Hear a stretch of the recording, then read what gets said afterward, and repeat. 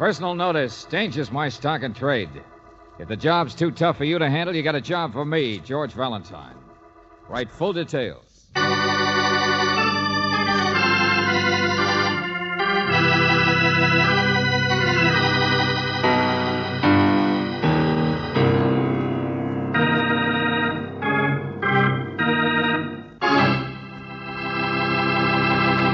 Greetings as always, mystery lover. Time for another Let George Do It adventure, which carries the intriguing title of The Treasure of Millie's Wharf. Now, of course, you're wondering what exactly could be so valuable around that old jetty.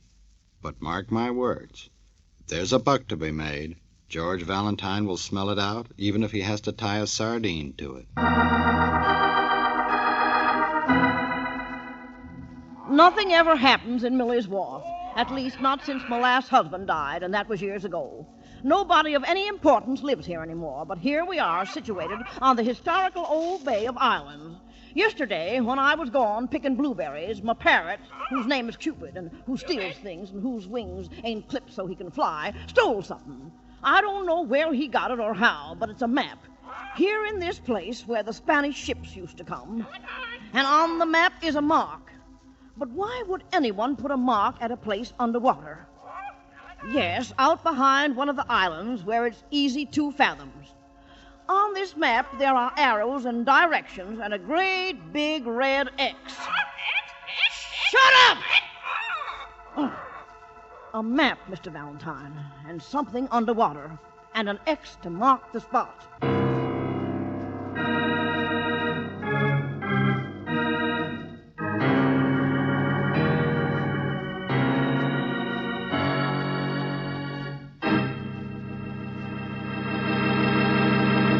You are listening to Let George Do It. Our adventure will continue in just a moment. Now back to Let George Do It and George Valentine.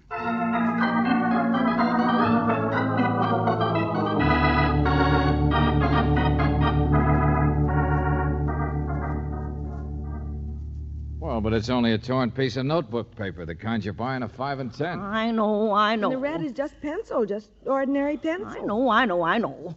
I certainly don't see anything to get excited about in just a...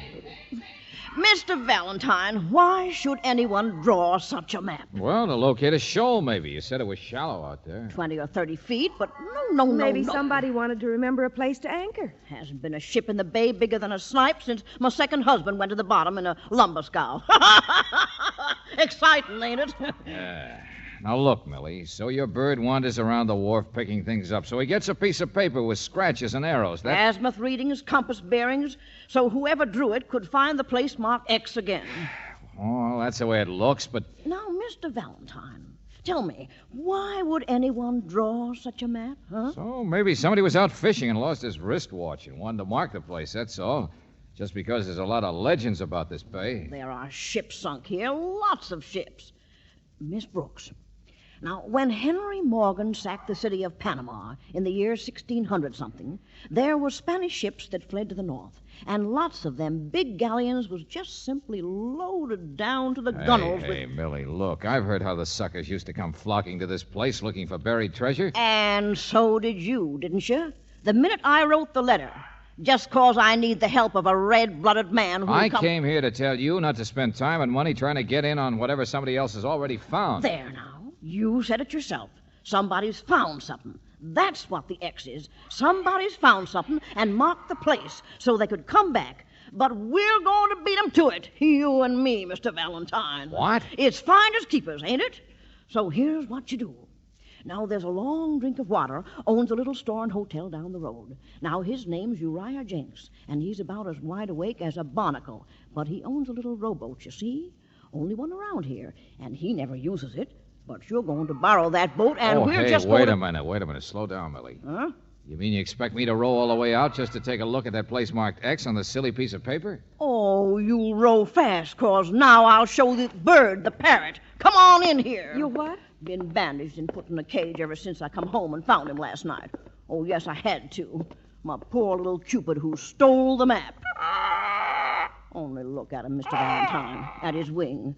Now, you're not going to tell me that X isn't exciting and important when the same day he was innocently stealing the map, my poor little bird got a hole in his feathers. Yes, somebody shot at Cupid with a gun.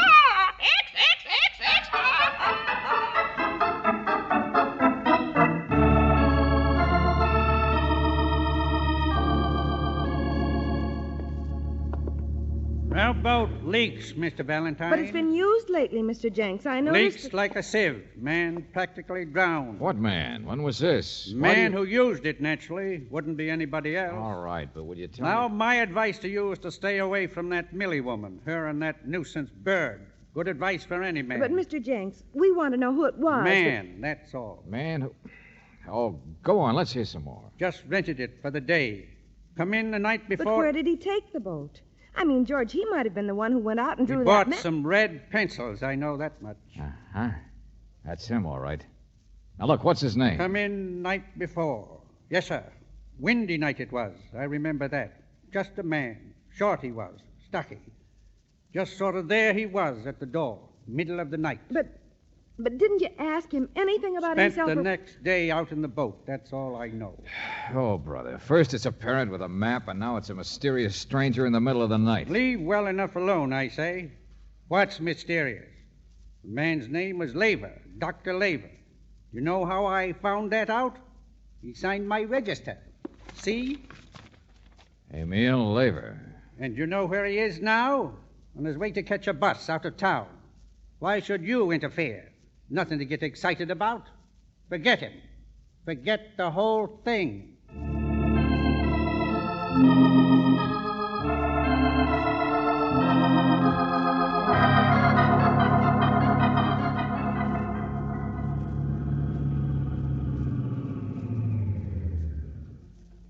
Well, this must be where the bus driver met, Angel. Yes.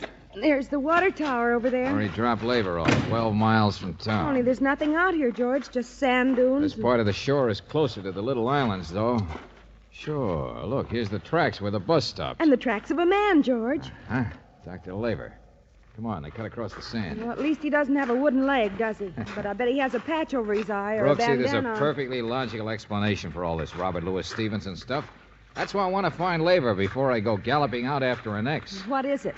This logical... I don't know. I'll ask him. George, there's the water. Yeah. And his footsteps. So you're going to ask him, huh? They just walk right out into the ocean. Oh, now, wait a minute. They can't just... Hey, Brooksy, look. Up the beach there, see? Man. Yeah, and they're working at something. Hey, stay here, will you? But, George... Hey, where are you going? Well, hello there, friend. Sure, I'm everybody's friend. Where are you going? Oh, just out for a walk, Skipper? What's it to you? When a man is bigger than you Oh, are... lay off that. I was looking for a guy named Dr. Laver. Huh? Look someplace else. Why? You're off a ship, aren't you? Laver's tracks go down to the water there. Well, who picked him up in a small rowboat? You? Oh, now look, friend, don't be so smart. Just go away. Now you got a crew of men working up the beach. Yes, of course I picked him up several hours ago. So what? Now he's out on my ship, and those men are loading water for my ship. Isn't that exciting? Well, it might be. And it might not. Goodbye. Might even be worth shooting a hole in a parrot. What? Tell me, is your friend Laver the kind of guy who draws maps? Does he go around putting X's on... I told you when a man is bigger Oh, than... get off it, Buster. My friend, it's too bad you're so curious. George, look out! Now, wait a minute. You...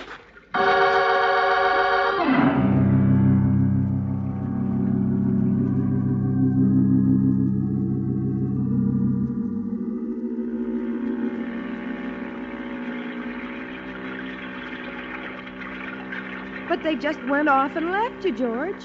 And you wouldn't wake up. They loaded water tanks into a boat and headed out for their ship, wherever that might be. Around this next island, lady. Yeah, sure, Mac. Hey, can't you crank a little more speed out of this outboard? Well, we're doing all right. Turn in just a second. Daylight now. George, it's crazy to go banging right back out here. I'm all when you- right, Brooksy. I tell you, I'm fine. I just slept through a couple of reels, and I want to catch up with that captain. But why? He's still bigger than you, and nothing has actually happened that you know he's mixed up in Well, anything. maybe I just want to see that X underwater. And to sing the ship as soon as we get out of the line of those trees. How do you know how exactly where this boat's anchored? We're Suppose I come out during the night, that's why. The night. What? Yeah, I'll hire her for anybody, mister. Millie and that sleepy fella Jenks over Millie's Wharf. Well, what did you think I was doing over there with my outboard anyway? They gave me a call. I brought them both out here and then left him. Brother, I did miss a lot, didn't I? Half the feature. There it is, George. Yeah, that's her. Nice tub, ain't it? Yeah. And with practically everybody on board now, huh? Say, what's all that funny rig, you know? Oh, not sure. Diving, I think. Diving? Oh, I don't mean real deep-sea stuff. But there's lines running down there, see? And, well, that's a pump on deck. George, so it is a Yeah, treasure hey, hunt. look, somebody's been below just now, just coming up. Look, a skinny guy in a helmet, see? Yeah. I wonder what he found down there. I wonder what the X really is.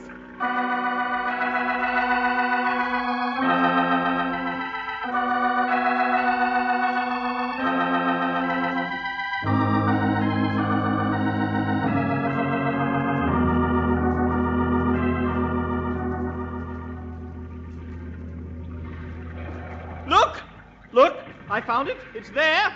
Emil, where are you? Lave out. Hey, wait a minute, friend. Oh, of course. Oh, of course. So glad to have you aboard, Mr. Valentine. Oh, excuse my trunks, Miss Brooks, but you see, when I'm diving... Let's see what you found, Professor Schmidt. That's what interests me. Yes, our last trip we should get it. Down amongst those rocks, I knew we would. They're dangerous. They're so big. Look. You see? George, look what he was diving for. A lobster. Oh, no, Miss Brooks. No, not just a lobster, a type of crayfish. Yes, certainly, but up and down this coast we have chased, looking but never finding this exact specimen. You mean that's crayfish. what you're here for, crayfish? Hey, what did you get? Look at him, Emil. Isn't he a beauty? Oh, I'm sorry. Permit me. Dr. Emil Lever, Miss Brooks, Mr. Valentine. Hello. Emil is the other half of our little expedition. Expedition? Yes, he's the marine botanist. Crustaceans are my specialty. Harry, I think Mr. Valentine had a little different idea about our mysterious presence. Huh? Yeah, I've talked to that old harpy, that Millie. Oh, yes, that nonsense. Yes, I know. Oh, but now see here, Emil, I found another one of those. What? Mm-hmm. I haven't scraped the stuff off. Now, wait a minute. There. M. L. Hey, wait a minute. Well, anyway, it's the year 1600 It's something. a coin. Yes. Rather interesting, isn't it? Minted by the Spanish, I should say. I think it's called a doubloon. Oh, now, wait. Let's get this straight. You guys are a scientific outfit, but you turn up Spanish coins. You make a map with an X on it. Now, Mr. Valentine, please, there's an explanation. And the captain for of your this. boat takes a poke at me. Let's get him in on this explaining, too. Of course, be patient. I suppose he's one of the eager beavers who jumped to the rail the minute that word doubloon came out. He's somewhere, perhaps in his cabin. George, there's the captain. There's enough light so that you can see now. X marks the spot, all right. What? In the helmet, see? The helmet underwater. He's down there, George, down on the bottom, only the way his arms are moving, he looks more like he's dead.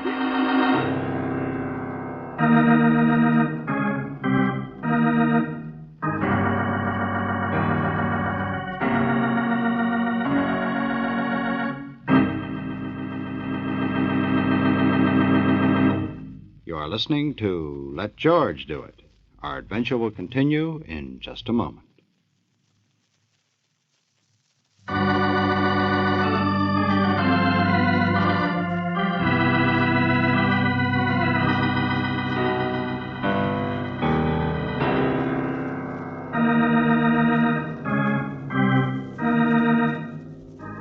And now back to George Valentine.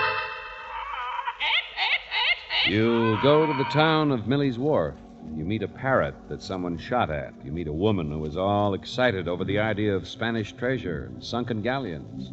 You meet two scientists who seem to be a good deal more interested in the discovery of a new type of lobster. But if your name is George Valentine, the one person you met whom you'd like to meet again is the captain of the scientist's ship, the man who knocked you out and left you on the beach hours ago. Only now, in the water below you, the captain has just been found. He's wearing a diving helmet, but from his appearance, he's dead. Grab these lines. Pull him up. Hurry now. Get that winch going. Oh, for heaven's sake, get that bird out of here. Don't you touch Cupid. She's not doing anything, Mr. Schmidt. Nothing much we can do, Mr. Valentine. Oh, yes, there is, Laver. Come here, lady. I'm I'm just watching, that's all. Keeping air in this air hose. Let go of me. Why did you come out here, you and that bird of yours? But you just up and disappeared. And then Mr. Jenks said he'd seen this ship from driving up on the hill. So the two of you hired a boat and came out, huh? Well, I've just been sitting here waiting for daylight. Sure, so you could see what they were diving for. No, keep the air going. You may just be in trouble. No, I already knew about the money. The Spanish treasure. Here, you see? After you'd gone, I got looking around, and Cupid had brought it back, and it was hidden in the... Here, please, may I? You don't have to tell me. It's one of them pieces of 8. Cupid's stealing things again, huh? And that's why I'm here, and I'm going to stay until every last penny of it's brought aboard.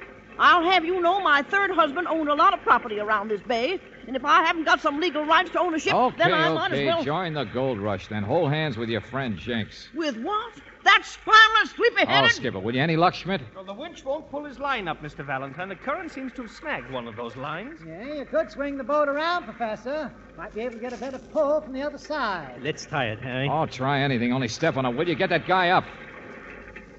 So strange. He never liked to dive. Laughed at us for doing it. He was lazy. Just a hired captain.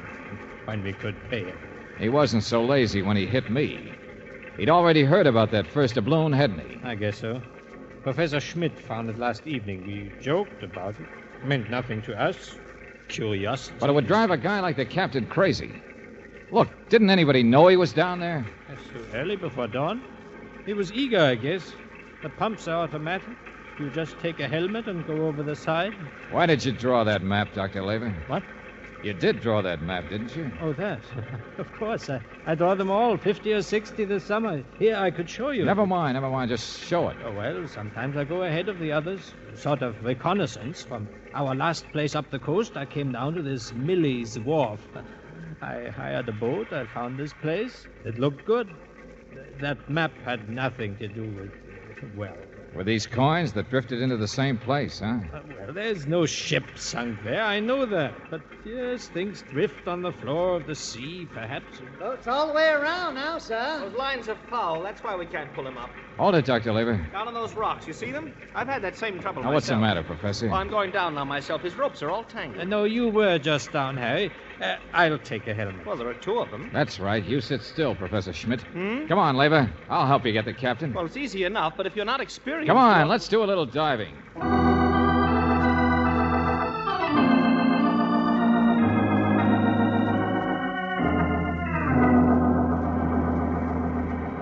George, can you hear me all right? Yeah, sure. Feels a little silly being lowered like this. These weights on the sandals. Well, the professor didn't want you to just climb down, but it's only 35 feet or so, he says. I know. To me, it looks like 70. Boy, it's sure getting darker. Can you see him yet, George? Yeah. I'm dragging these lines. It's a little hard. Well, don't get them tangled on the rocks like he did. Now, just take it easy, Brooks. This is so shallow you can kick the gear off and swim up. The captain couldn't do it, could he? What? I didn't say anything. Oh, wait a minute. George on the other phone. Dr. Laver says there's nothing wrong with the captain's lines. Looks more like he fell and then they got tangled. Yeah, I know. Laver's right beside me. He's pointing. Yeah, I can see. I think he's right, Angel.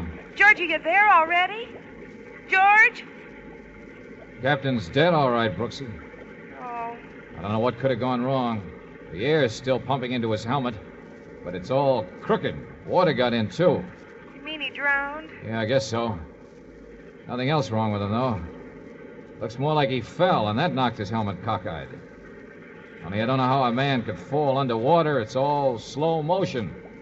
Unless he was... Hey, Brooksy. Brooksy. Hey. What in the name? Get that cigarette away from there, Mr. Jenks. I didn't do anything. Well, it's all right, George. Oh. It was the air intake, but it's all right. Yeah. Oh, brother. Cigarette near the air intake, huh? Yeah, I heard Schmidt. I was going to say a second ago. I guess that's how it was done. What? How the captain was murdered, Angel. Yeah, you heard me, murdered. Only we'd never be able to prove it. Hey, listen. There's a pouch thing on the captain's belt. Yeah, Laver, I see him. 1, 2, 3. The captain was down here collecting them all right. 11. 11 more Spanish doubloons. Brooksy. Brooksy. Nothing to get excited about, Mr. Valentine. Huh? Jenks. Hey, where'd she go? Put her on. Man should stay in his element, though. Good advice. Hey, look, Buster. That's where you're staying. Below, I mean. Hope it don't get too cold for a while, Mr. Valentine.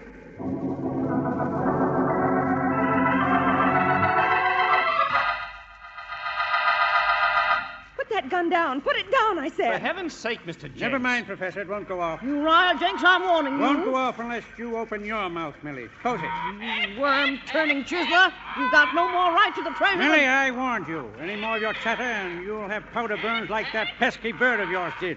And if you don't shut him up, I'll get my aim better and hit him. So you're the one. You shot at him. Uriah Stop Jenks, it. I Stop tell it, you. both of you. That's what I say, miss. Words are a waste of thought. Can you hear me down there? Hello? Of course, yeah. Harry, what's Applies going on to up you, there? too. Just listen. We got a treasure now. A few piddling coins. We've stumbled into something may turn out to be bigger than Fort Knox. And all I want's an agreement, fair and square. Now's the time to make it. Now, isn't that reasonable, Mr. Valentine?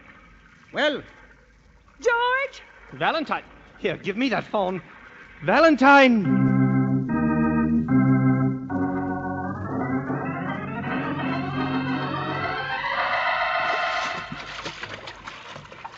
There he is on the surface. Hey, throw me a line, will you?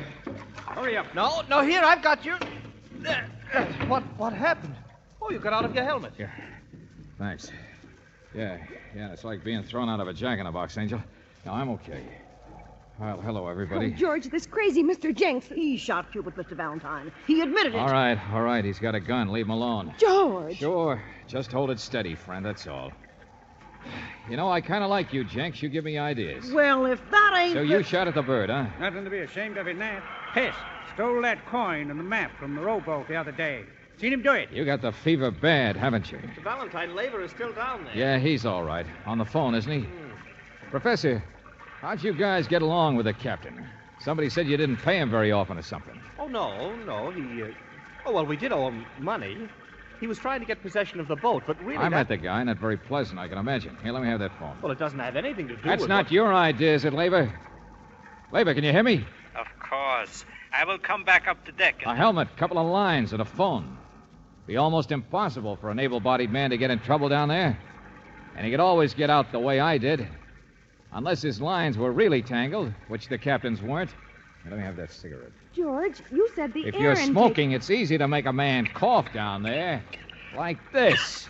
Hey, what is it? Oh, I'm sorry, Doctor. I'm coming on deck. Oh, now there, that's better.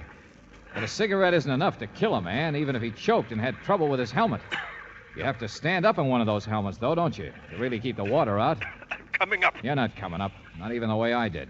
What? I was dragging the lines for both of us, remember? For the time being, you're with the fish, Buster.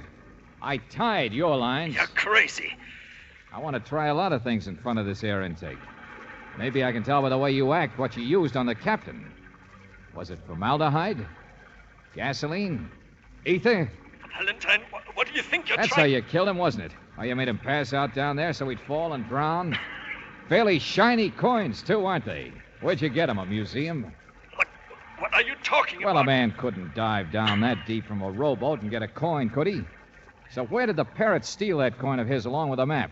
Oh, and he's been bandaged ever since that day, so he couldn't have wandered around to steal it since then. Valentine, please let me... So if you had a coin that day, you didn't get it from the bottom of the ocean. You brought it here. You brought all of them here. Sure, and the map makes more sense that way anyway. You draw a map when you bury treasure, not when you dig it up. I always drew them. I told you. I located the Skip place. it. You salted the ocean like you sawed a fraudulent mine. And why? To get that loud-talking captain who'd never do any diving himself down there. To sucker him into a spot where you could commit a perfect murder. I didn't. Take that away from the intake. Buster, you started a fake treasure hunt. But too many people got excited over Spanish doubloons. That's what trapped you. Take it away. I can't breathe right when you... Keep talking, friend. We'll be down to get you in a minute. But we'll haul up a confession first.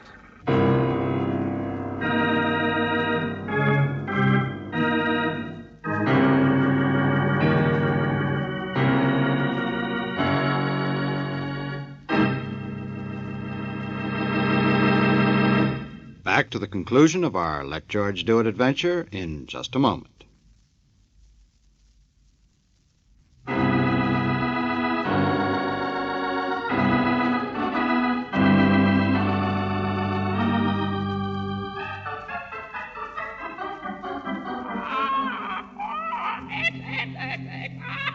No, Angel. There was no gold in that bay. Laver admitted it when he wrote his confession. Stole 13 doubloons from the collection up north. Did he ever explain why he killed the captain, George? Well, he hated the guy. The captain did have a lien on the boat. Was going to take it away from the hard-working scientists. And I guess that's all Laver lived for, puttering around on the bottom of the ocean. But Professor Schmidt didn't have anything to do with it. No. George, wait a minute. You said the confession said 13 coins. Yeah? But as I remember, when we added them up, there were 14. So? Now, listen. I mean, there really were Spanish ships in this bay, and, well, where did the extra coin come from? Aren't you curious at all? Definitely. I'm... Oh, hey, say something cute, but not just X. What a... Shut up, you skinny cockeyed brainless bird.